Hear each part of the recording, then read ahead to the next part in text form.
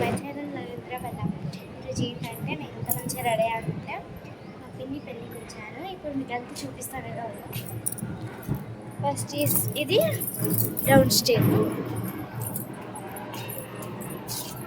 మీకు చూపిస్తా. ఇప్పుడు మీకు చూపిస్తా.